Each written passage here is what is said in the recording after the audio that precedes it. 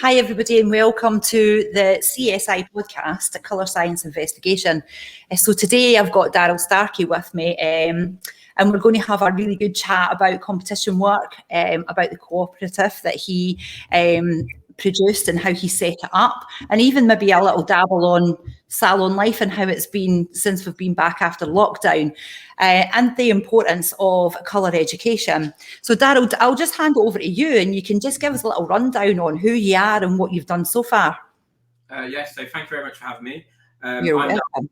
Daryl. I'm a salon owner in Skegness, Lincolnshire, which I've now had for about 4.5 years. And in that time, I've seen a gap in the market to really become the colour salon of the area.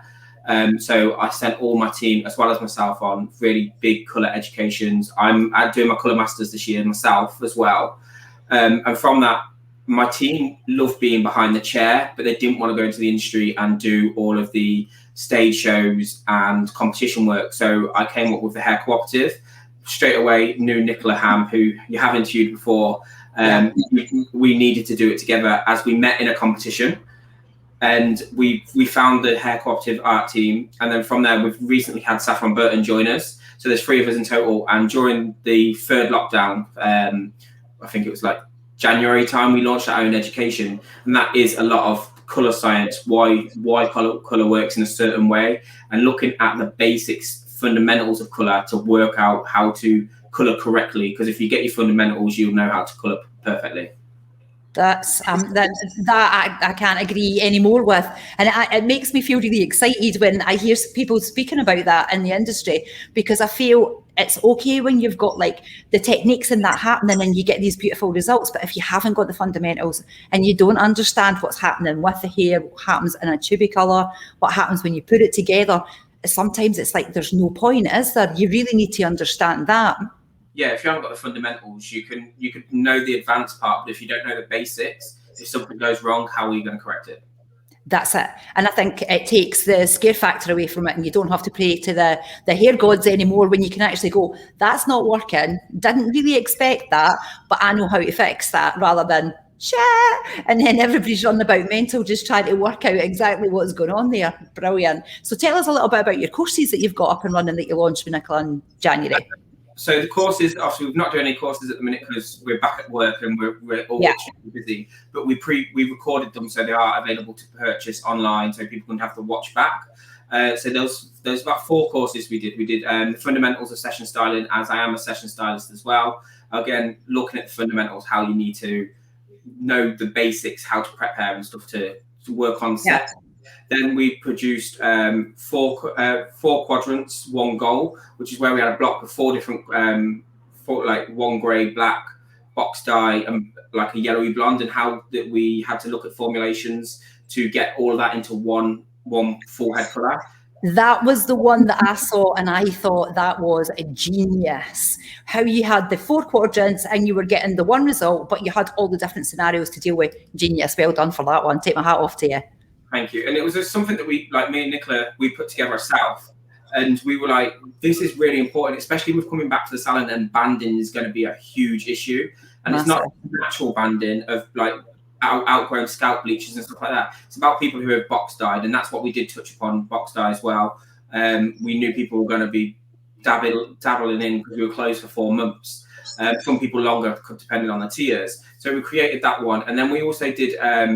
under the colour balance, basically that was the fundamentals of colour knowledge. And I like to get creative. I get paints out, so I'm sure you've seen that on my Instagram. I get tubes of paint and I show people how colour works together using because the way it works in paint on a piece of paper is exactly the same way it works on hair.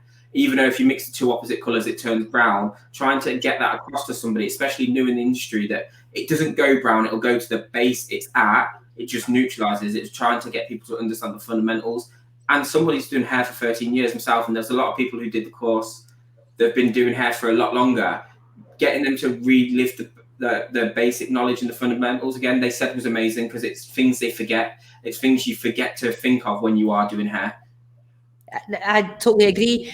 Since doing the science behind it all, I have learned so much. And it is those little light bulb moments that you go, I can remember that, but I just don't do it anymore. And it's just pulling it all back together again that totally makes sense. Yeah, totally. One of the colour balance course was like, we had one of the dolls I lifted out and made sure it was green.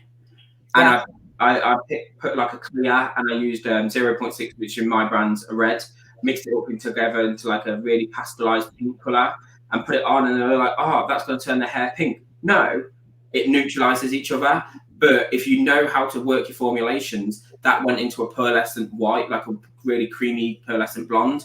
But because the way I understood my knowledge and the base level I was working with, if you know that you can put a pink on it and neutralize to a blonde, because I knew it took me from base. And that's what the course was all founded about, was showing people how to really think, use your brain, use your basic knowledge in hair, and you can achieve beautiful results without going for the bleach all the time. Yeah, that's it. And I think we're visual people. So you've been shown it in like the paint. I do a few experiments myself when it's like the 10 volume, 20 volume, 30 volume in the Alka-Seltzers, just to show how it bubbles and how it reacts in the hair. And I think when you do visual things, we are visual people, it sinks in a little bit more, doesn't it? Oh, 100%. I'm a visual learner. I think most hairdressers are visual learners because we work with our hands and we work with our eyes. Yes, we do have to do the paperwork side of it when we're learning, but when we get onto the salon floor, it's this and these. It's nothing really else. Yes, we verbalize to our clients, but mentally, internally, we're using our brains and our hands, and that's where we have to go to. So we are visual no matter what. Yeah, definitely. And formulation, everybody talks about formulation and how it's like, it's not a recipe. I think people say, oh, like, what did you use on that? That's what I want to use, but it's not a recipe, so you can't follow it to the T. You need to understand where the hair's coming from before you can use that and get that kind of a result. Brilliant. I'm so glad that you've gone back and you're using, gone back to all the basics and the fundamentals. It's fab. I love that you just said it's not a recipe, because I do agree. 1 gram of an intensive colour, so the pure pigment in a bowl of colour, 1 gram over completely can mess someone's hair up. It can be the difference from it being blonde and being pink. So it's always about assessing the hair and formulating to that client. It's always nice to know the formulations to get that, but then obviously you have to tweak those formulations to work with what you're about to do. And the canvas that you've got. Yeah, definitely. So I see that you're doing Project Colour as well. Tell us all about it, and for everybody that's listening and people that want to hear about it, any young people coming up, what was the whole process of it? What did you have to do behind it to get through to the finals and get chosen for Colour Project or Project Colour?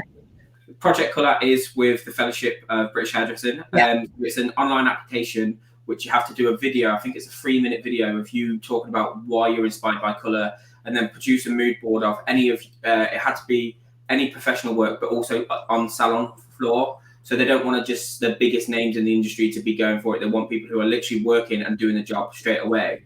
Perfect. And that, the project leader then chooses the final 10 or 12, depending on how many they can access. And at the time there's 12. And you get picked and you find out in December. So we found out in December 2019. It was meant to be in Project Colour for the whole of 2020, sorry, and obviously that's got postponed to this year. We did do a few dates last year, which it's all brand neutral, so we go for different brands. So we've done Goldwell, we've done Wella, we've done a bit of L'Oreal, and then we know we've got like Jack Howard coming up. We've got, I don't know his name, Connor. He's an Irish hairdresser, really, really big. He is amazing. He's so funny, isn't he? I just don't know his surname. But I can't remember his surname, but he's just, he's hilarious. We've got Q&A with him next week. So we're getting all this industry expertise to be, even though it's brand neutral, it's the science behind the colour and how every colour works differently. It's about placements of colour. And then it's, the brand I use, I love, but it's always nice to know what other brands can do. And then we also do a photo shoot. So in May, the 24th, we do, as a part of the team, we produce a photo shoot for the Fellowship, all based on colour, which then can go out I know last time they did it was global and it went everywhere around the world, which is nice. So we're hoping we can just do as well. Fingers crossed. Well, so what Project Colour is the education and what you get out of it, and at the end of it, the goal is this amazing colour photo shoot.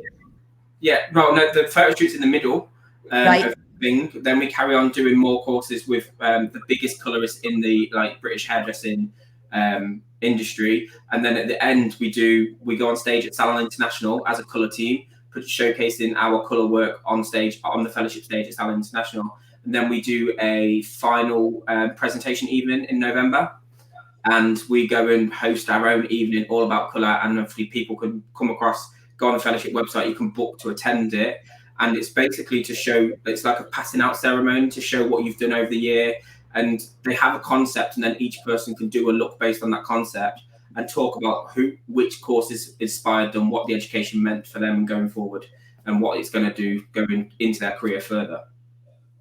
Brilliant. Excellent. I wanted to ask you one question. I saw your interview that you did with Cherie, and you were talking about pre-pigmented sprays. Now, I've never seen them before. Can you give us a little bit of information about them? I've took almost, I was going to say they're normally just all there, but I've seen work. So a pre-pigment spray is basically when you're looking at the base level that you're going for. Obviously, everybody knows about underlying tones. So 8 to 10 yellow, 7 and 5 is like orange, 5 below is like red, depending on where you're working on and your brand. And if people don't pre-pigment their hair, that's when you end up with this khaki, murky, horrible colour. So my brand ASP, the brand I use and stuff, they brought them out in a spray, which is a lot easier to apply, because obviously what we normally have to do is semi-permanent, putting them on the head, or you're having to use an intensive, which is pure pigments, which is basically another full head colour. So with this sprays, what you do is section by section, spray it in, comb it through to make sure you've got you've evened it out. And then as soon as that's in, you blast right in, and away you go. You've pre-pigment. So like yours, if we were your hair now, obviously is yellow. So I'm guessing obviously it's blonde underneath. We would have sprayed the yellow in there, and then we can put a base color on top. And basically the pre-pigments leave your hair looking like yours would now. So you can actually use it as a color if you wanted to, but it will just wash out. But it's there to pre-pigment for when you put your permanent color over the top, which would save so much time.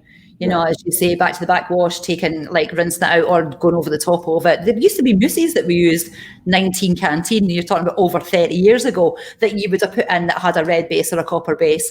But those sprays, I need to get my hands on them for sure. So tell me about the cooperative then. I know that I chatted to Nicola about it a little bit, and she gave me the insight on kind of how you had met. But you founded it. What made you do that? So like I said at the start of this, my salon team are amazing. I love them. I've got some really good people working for me. However, they are happy being salon stylists, where for myself, I love the industry. I go out and I do a lot of, I'm shooting 3 times in May. I'm shooting, and we're Hair Cooperative are shooting their BHA this Sunday coming. So on the 2nd of May, we're shooting our first ever collection together as a team. And I'm shooting my other BHAs and stuff going forward. But for us, the cooperative was about the people who don't get that opportunity in a salon group, is to combine with other salon owners or freelancers and create an art team that can basically go together. It does help with costs. So if you are on your own, a cost of a photo shoot or to do something in the industry costs a lot of money on your own, where as a team, you can share that out.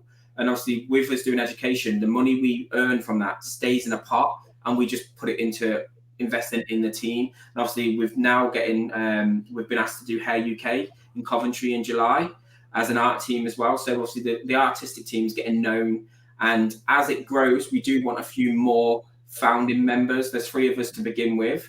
We're not going to push it and grow it too fast. There was me and Nicola for a good year and a half.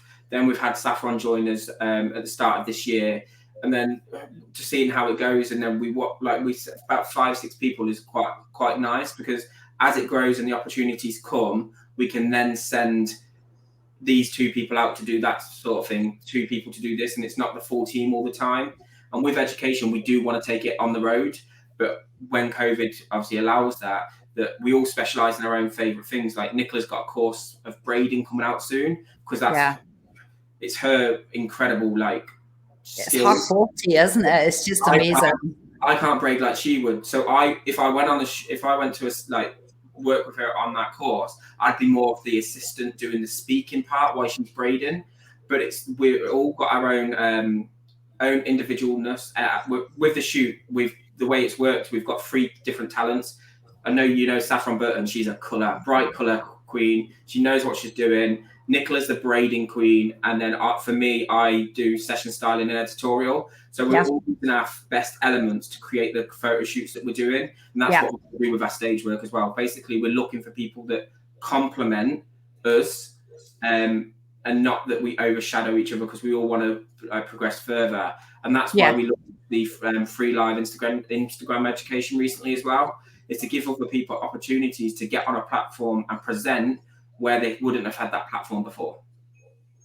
No, that's amazing, because beforehand it used to be that you had to be part of a big team or a big salon, you know, like your Tony and Guy or your Rainbow Rooms that we have here in Scotland that are huge, before you got those opportunities.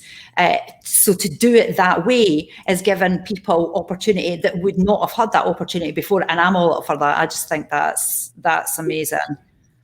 It wasn't like we've not been the first ever people to do this sort of thing. It has been inspired by hair.com a little bit. They are freelancers, salon owners, and different people from all around the country that have created this. And then they've got to that point now, they're doing TV shows and stuff like that. Yeah. It's sort of like I wouldn't say we could never have got into that team. It's really hard because they've got their team already.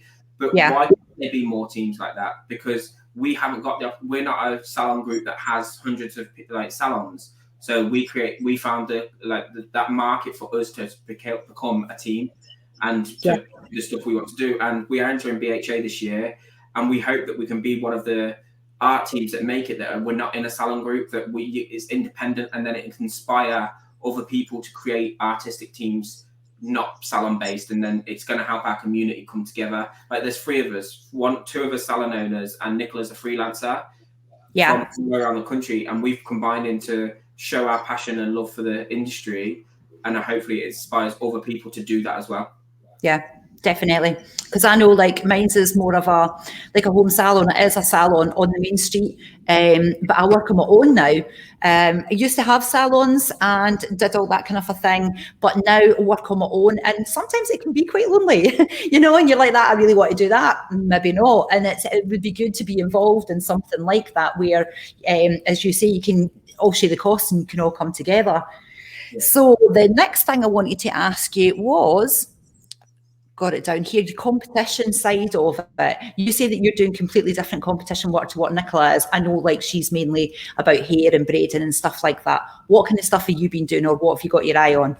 Yeah, so Nicola's gone for a lot more recently. I know she's got a vision for the future, and obviously that's for her to say, but for me, it's more about myself now, like as well as the team. So the team is still going for BHAs and stuff, where I've sort of now gone for it. I've branded myself in the industry. I am still going for BHAs, but then it's also sort of like the Creative Head magazine, the Creative Head Awards for the IT List. It's my last year to be able to get nominated, because I only really found the industry outside of my salon 2-3 years ago. And obviously I'm turning a certain age now that from November I can't enter certain awards, and it's my year to push myself. Yeah. And I'm pushing for my salon as well. So even though I'm going for myself, I'm pushing for awards for competitions for the salon that's going to help boost the profile in our area. And then also going forward, I did like the stage shows at Salon International, the competitions like that. So Denman Stage Star. Yeah. NHBF now, Britain's Best, all that sort of stuff. And I do all those sort of competitions. I've always finalised, and a lot of time I've come second, but I've never actually won a competition, which I've got to where I am in the industry now without winning a competition. So I like to say I'm the story that shows that, and yes doesn't mean that you're not going to make it. So you can still do what you want to do, even with, you take your experience and you grow from it. And me and Nicola met as competition back in 2018. We were both in Affinage Colour Rebels, and we both finalised, got through to the finals. We just weren't picked for the team, which as hard as it was, But from that, I gained an amazing friend. I've gained a colleague, because she is a colleague now, and we're pushing ourselves further in the industry, and we're doing it together rather than as competition now. Yeah, that's it. I know, and it's not all about the winning, is it? It's about the preparation that you've got to do. It's about the discipline that you need for it as well sometimes, and the experience that you can gain from it. Oh, 100%. Like, which way there? You can see just behind me, there's like a doll head that's Yeah. there. I'm shooting with the shoots coming up. That's actually a wig that I'm cutting and styling ready for it. So it's not, a shoot doesn't take a week to plan. We've been planning these shoots for like 6 months. So obviously in my little garage where I am now, this is my home studio. Even this is my home studio where I do my prep work from. I've got my salon like 15 minutes away. But a lot of my nights I'm sat in, like stood in here, music on, and I'm prepping away already. And it is, you need to be like that discipline needs to be drilled into your head. But having a team of you really helps, because you always make sure each other's disciplined as well. Which, as you say, helps, because there's nothing better than being able to stand in your studio and do that rather than sitting with your feet up and a cup of tea watching Corrie. Do you know what I mean? That's the discipline behind it. What about session styling? You said that you're more a session styler. How did you get into that? What have you done in the industry for that? So this is something that's sort of like I'm transitioning. So I'm a salon owner transitioning into session styling. I will always be a salon owner, and I'll always work behind the chair because I still love that. However, I also love the session editorial side of it. So entering competitions a few years ago, I kept getting the no's and knockbacks, and it got to a point where mentally I couldn't take it anymore. And I basically put this, speaking to a magazine editor, and I said that I've struggled and mentally, and they sent me a really nice email about that they're always there, never feel the knockbacks. And I took myself away, and I thought, why am I entering competitions to prove myself to others? And in the end, I realized I'm not entering it to prove anything to other people. I'm doing it for me.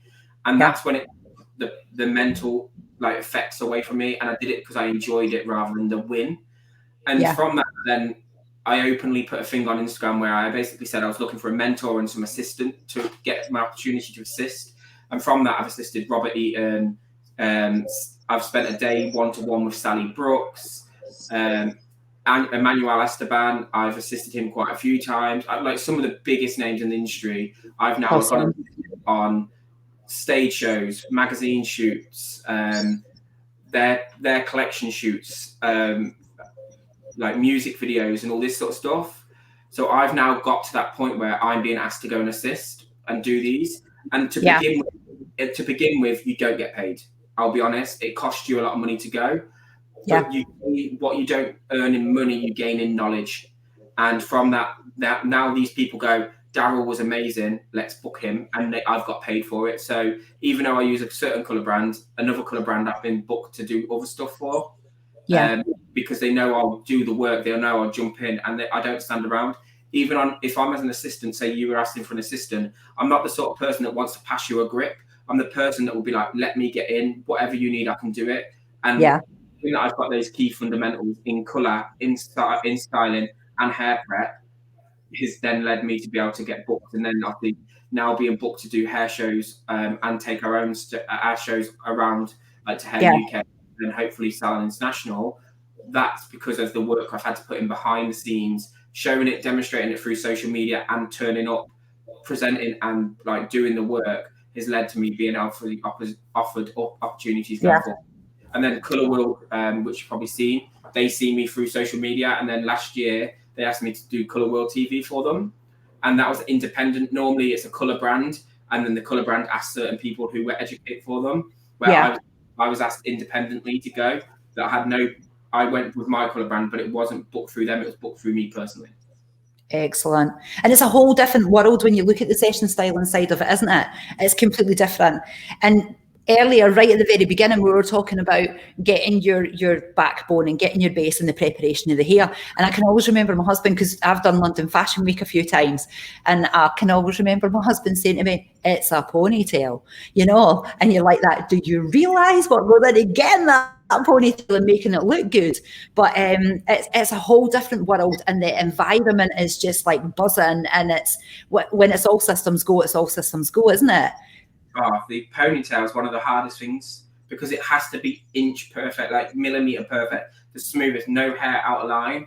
And you just talked about fashion shoots. Myself, Nicola, and Saffron was meant to go to Milan last year. Well, actually this year in February, but obviously with COVID, it all got cancelled. So we were going. You might know him because he's Scottish. Michael Purvis. Yes. So he asked us to join him, for, like our team to join him in Milan as part of his backstage crew. But obviously then it's all got cancelled and stuff. So that's because we know the fundamentals. He's seen what we can do. And again, me and Michael met as competition. And we've created a close friendship now. And obviously now we've got a few things that we're working on together as well, which is nice. And that's a really good thing as well, because session work, it's not an easy thing to get into because people have their teams and they have their head stylist, and you do have to work for free. Everybody thinks you can go in there and like for one kind of a runway show that you're going to get paid anything between £200 and £400 for. Yeah, you will eventually when you're up there at the top, but you've got to work for free no matter what level of hairdressing that you're at. You just have to bite the bullet if that's what you want to do, and stand there and get right in there and prep all the hair and work for nothing. Yeah, definitely. I've done like editorial courses with like big editorial names, and they say out of a team of 10, only 20% of that get paid. So out of a team of 10, 2 people are being paid. All the other people are doing it for like assisting work and to get that experience, to get their name in the door, to then get booked. So I've always said, yes, it's cost me loads of money to do all this, but what I've gained is now being paid back. That's it. Because you've got to think about like your travel, your hotels, your expenses and that as well. But as you say, it's now being paid back because you're now getting these opportunities. Yeah. Excellent. I'm nowhere near London. I'm like 3 hours drive from London. So obviously I have to plan everything. Like to make sure I'm there on time. Do I need a hotel? Right, okay. What time's a shoot? So if it's 8 o'clock start, right, 3 hours before 5. No, I need to leave at 4 in case there's traffic. So you have to plan everything in detail to ensure that if there's anything that's going to delay you, you're there before. That's it. You need to be there on time. We, with being in Scotland, we would have to take like the week off work to go for London Fashion Week, and then you would have your hotel and stuff. And Gary would come along with me, and it would like you'd be planning out your journey. What time's the earliest tube? Because you need to get to there. But it's great fun. It's good fun. I enjoyed it. Well, it lasted anyway. It was good. It's tiring. You need to be especially when you're jumping from show to show. It's very tiring. Yeah. Physically and mentally, you need to be ready for it. Physically, a lot of hairdressers are ready because we're on the salon floor. But shoot work, session work, and like TV and music video work, which I've started doing now, it's a different type of mental attitude you need, because you're not always in control, especially when you're booked. The artist or the director's in control, and you've got to do what they say. So it's that being able to accept what they say and achieve the goal they're asking for, where normally you're in charge. Like, even though a client tells you, oh, I would like to be blonde and I'm black, like haired sort of thing, you can sort of say, no, actually, this is the route. If someone says, I want this, and you've got this amount of time on a shoot, you need to do it. Yeah. There's no questions. Otherwise, that's it. You're never being booked again. Yeah. And you need to have thick skin. Yeah. Do you know what I mean? Because if you'll just be told, get it down, get it fixed. That's not working for me. And you need to have thick skin. You can't be like getting really upset about it because somebody's criticised your work, especially if you've been in the industry for like 20 years or whatever, and you're going back and you're assisting. You definitely have to have thick skin. So how's it been back in the salon? I know up in Scotland, we've been like 2 weeks ahead of you. So how's it been? Because this is your second week, is it? Or your third week? We're just going into the third week, it's been mental. Absolutely insane. I don't know if you've found it, but everyone's hair seems to have grown more this time. I think the first lockdown was longer, but this time the hair has just grown loads more.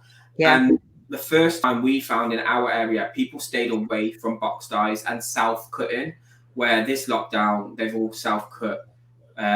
They've been colouring, they've been playing around with colours before, and it's just been a lot of corrective work. we're nowhere near through what we like the backlog, but just nice to be behind the chair again, just to see the people walking in feeling horrible and watch them walking out smiling again, because we're not only hairdressers, we are their friends, we are like family to them. So they've seen people for as much as time we've not seen them. So not only are we making them feel good and look beautiful with their hair, we're again mentally we're helping them get stuff off the chest. People have got engaged, people are pregnant, people have lost people, and for them to actually have someone to talk to who they trust, it's been amazing, because it is a nice thing. Because sometimes it's horrible to listen to what they've gone through, but it's also to have them in that chair and putting their trust in you and being able to openly talk to you again. Absolutely. I'm a hugger, and I found it really hard, like not being able to hug my clients when they've been coming in or going. So that's been a wee bit difficult. But as you say, it's been mainly colour corrections and big roots, or if they've been using colour themselves where it's been patchier and you're having to work that one out. How have you found like the timings? Are you working to God knows what at night time, or have you been disciplined? We are disciplined this time. Apart from the first week, I worked 7 days. I don't normally work a Saturday, a Sunday, or a Monday. So I worked Monday to Sunday the first week, just because it was that busy. And if I didn't work a Saturday and Sunday, and one of my team worked a Sunday, our weekend clients would be waiting 8 to 9 weeks to get back in. So by me working 2 extra days and one of the other girls working an extra day, we were able to reduce that by 5. So then obviously we basically wanted to compress everything into 6 weeks, so the rebooking could happen like straight away, because obviously people go 6 weeks, and obviously the first people who came in on Saturday then wanted to book the Saturday after, like 6 weeks. So that's why we did that, and it's helped. And then yes, some people have had to book 7 weeks rather than 6 weeks, but they've got their head and then they're happy. I'm like I know it's normally 6, but you have lived with it for 4 months, and they're fine. It's just like I don't think anybody could say they've run to time ever. Like for the past absolutely week, not. Like my girls, they were working on Saturday. They do 10 till 4 on a Saturday, and they were still there at 5:30, because they're booking like a cut and blow dry, and they get there, and actually it's a restyle restyle and blow dry, and a restyle isn't the same timing because everything's a lot different. So they're then having to have an extra half an hour, and it does affect it sometimes. Yeah, definitely. I did a lot of FaceTime and Zoom consultations. So I'm finding this lockdown has been a little bit easier. It's maybe been something like where we have discussed what colour we're going to do, and I've maybe started that and thought, there's been a wee porky pie told and it's not worked out, and it's maybe took me a little bit longer than expected. But yeah, I'm absolutely loving getting back to painting hair again. It's just amazing to do that rather than dummy heads and whatever. So it's been amazing talking to you, Daryl, but there's 2 things that I want to go down. I want you to give me a stepping stone for anybody that would like to get into photographic work or anything like that. What would be, or competitions, what's the first thing that you would give them advice on doing? So I'll give it 2 ways. So if you're a junior or a learner or apprentice that's just coming into the industry and you want to get into competition work, Concept Hair Magazine do 2 competitions. They do Learner of the Month, where you put your work onto Instagram and tag Concept Hair, and then if you put hashtag CHOH, something like that, Concept Hair, and it's basically Concept Hair Learner of the Month sort of thing. Okay. It's ALOTM Concept Hair, and it basically myself, Let Lou, and another girl, Lizzie, we finalise them, final 8, and then it goes to a public vote, and that's a good opportunity for anybody getting into the industry that wants to get into competition work. It's a starting point for them, and it's not, so it's a nice thing to do. And then for anybody who wants to get into competition work or photographic work, is I joined the fellowship, and that really helped me.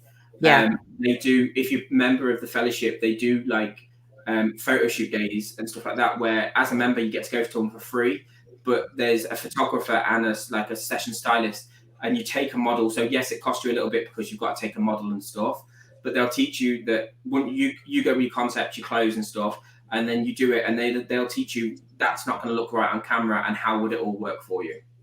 Excellent. So the last one that I'd like to leave with is, I've been asking everybody about blunders. Is there something that you would share with us that has been a blunder that's happened with you, or you've been involved with a blunder in this industry? Got you thinking now. Well, I don't call it a blunder, but the client did. Okay. So when I did my rebrand, when I opened my salon 4 years ago, she came in to the open event and wanted to book a consultation and stuff, which was perfectly fine. She came to a consultation. She was a base 2-3 box dye, average user for 10 years. And I explained the journey process. It's not going to be one time. You're looking 3 to 4 times, because I'm not pushing her hair because it wasn't in the optimum condition and stuff. And I lifted it the first time and she went orange like they always do. Yeah. But I showed her, right, so if it goes orange, this is the colour we'll make you. If it goes yellow, this is the colour we'll make you.